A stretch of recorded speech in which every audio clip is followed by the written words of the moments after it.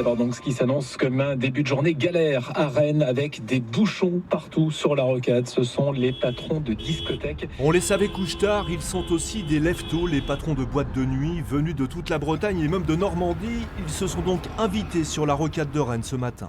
Il y a différentes discothèques, le Missile à Pontivy, le Vogue à Lorient. Nous avons le Bash Club, le Welcome, le Duplex à Carnac.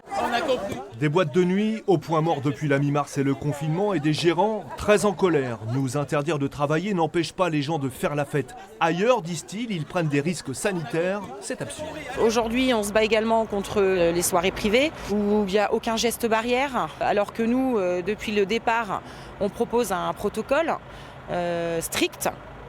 Et on ne nous écoute pas, donc on ne comprend pas pourquoi nous, discothèques, on serait plus dangereux qu'un supermarché ou un bar. Avec par ricochet des situations financières catastrophiques, les aides de l'État sont insuffisantes, expliquent les patrons de boîtes. Sur les 1600 discothèques en France, 300 auraient déjà mis la clé sous la porte, selon le collectif.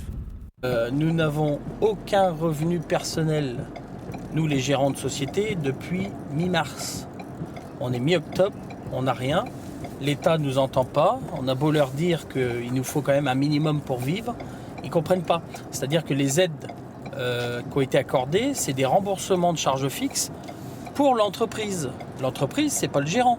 L'argent de la société, ce n'est pas l'argent du gérant. En 2 mots, plus de clients depuis 7 mois, mais des nuits blanches à se demander comment ils vont bien pouvoir s'en sortir. En milieu de matinée, les patrons de discothèques ont pris la direction du centre-ville à Rennes pour faire entendre leurs doléances en préfecture.